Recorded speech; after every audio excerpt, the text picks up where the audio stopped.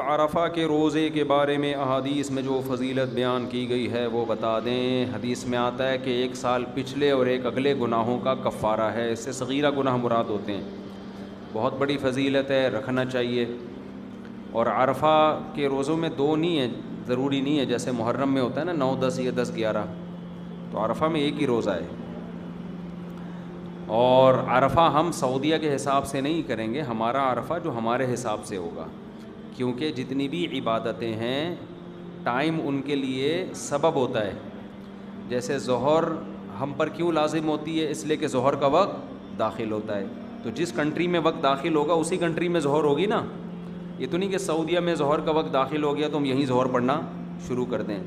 تو عید الفطر جو یوم نحر ہے, قربانی کا دن, تو قربانی کا جو دن ہے جس کو یوم نحر کہا جاتا ہے وہ 10 ذی الحجہ ہے. تو 10 تاریخ ہوگی نا, تو اسی عرفہ کا دن 9 تاریخ کا دن کہلاتا ہے. جو ہماری 9 ہوگی تو ہم اس میں روزہ رکھیں گے, سعودیہ کے حساب سے نہیں چلیں گے ہم اس میں. سمجھتے ہو؟ لوگ کہتے ہیں بھائی وقوف عرفہ تو سعودیہ میں ہو رہا ہے نا, وہ تو ہمارے حساب سے 8 تاریخ کو ہوتا ہے وقوف عرفہ. پاکستان میں 8 ہوگی, وہاں کیا ہوگی؟ 9 تاریخ ہوگی.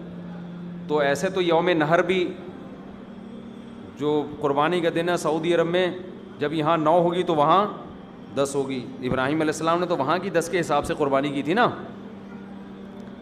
تو بھائی ابراہیم علیہ السلام نے جب وہاں کی 10 کے حساب سے قربانی کی تھی تو اس کا مطلب 10 تاریخ متعین ہو گئی.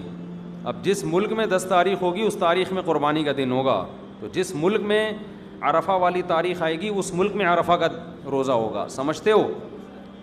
ویسے بھی یہ اتنی اللاجیکل سی بات ہے کہ آپ سعودیہ کے حساب سے عرفہ منائیں کہ وقوف عرفہ سعودی عرب میں جب شروع ہوتا ہے نا, تو جو ممالک سعودیہ سے 12 گھنٹے پیچھے ہیں ان میں تو عرفہ کا دن ہی شروع نہیں ہوتا.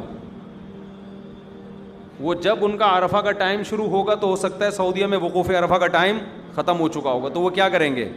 اس لیے عرفہ جس دن عرفہ کا وقوف ہے اس وقوف کا اعتبار نہیں کرنا, اس ڈیٹ کا اعتبار کرنا ہے کہ 9 تاریخ ہونی چاہیے. تو ہمارے ملک کے لحاظ سے جو 9 تاریخ ہوگی ہم اس میں عرفہ کا روزہ رکھیں گے. سمجھتے ہو گے نہیں سمجھتے؟